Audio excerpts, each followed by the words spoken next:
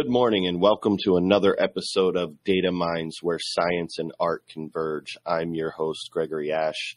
Today we're going to be talking about custom audiences. Kind of a segue off the last episode, speaking of data.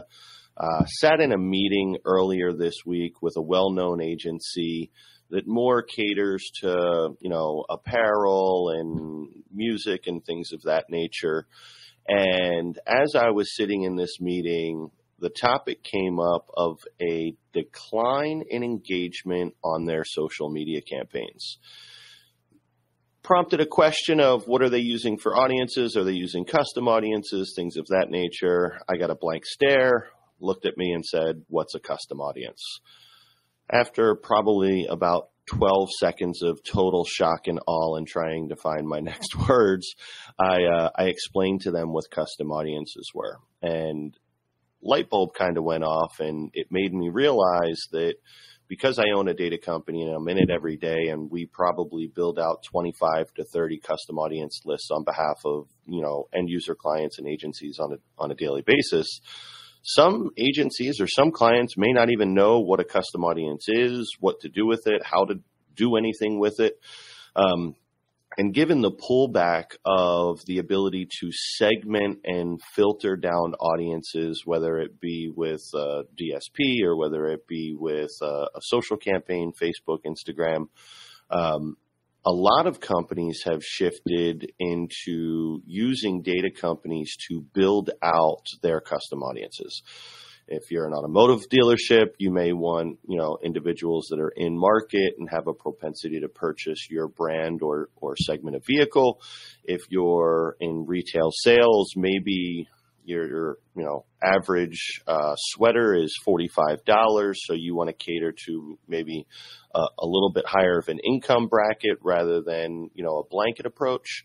So all of this stuff is selectable from, not only my data company, but virtually any other data company that's out there, where you have the selectability by income, by inferred credit rank, by gender, male, female, and it goes on and on, homeowner versus renter. You can go, years in home, as far as how long they've lived there, or, age of home itself, especially if you're getting into some of the home parameters of, DIY activities and homes, individuals looking to remodel their homes. Maybe you want to focus on the age of the home itself rather than how long they've been there. COVID has pushed a lot of folks to move here into South Florida. A lot of the homes that they're moving into are older.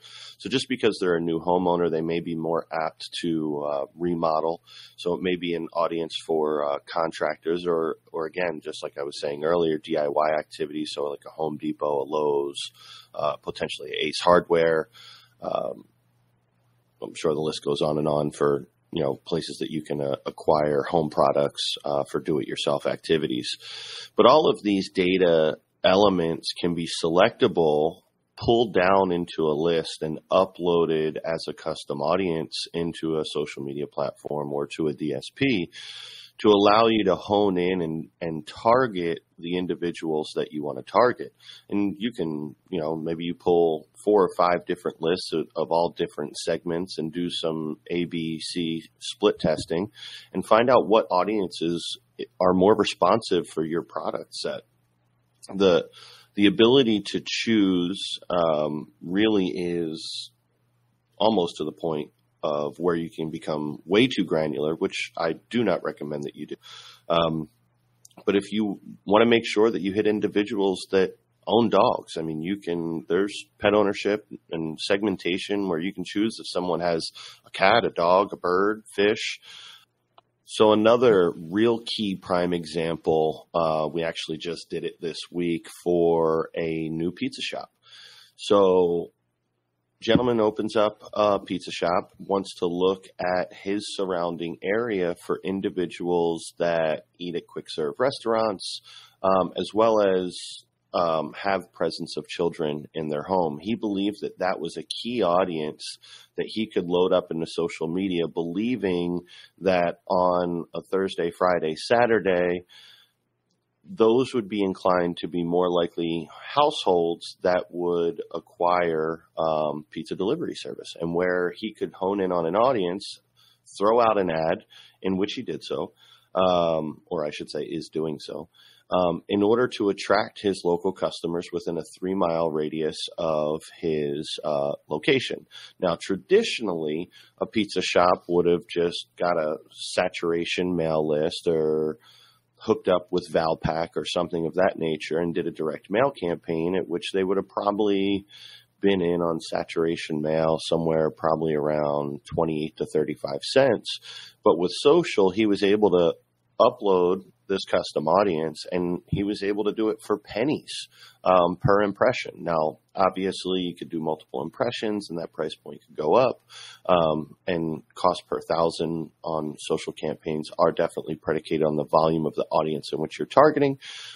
However, his price point for going to market in his local area was substantially lower, and he did it with some ideas in mind of the key audience that he felt would be the ones to order delivery service from his establishment. So it doesn't matter if you're, a worldwide brand or you're a brand new guy opening up a restaurant or a pizza shop, and you're new in town. Anyone and everyone can use a custom audience.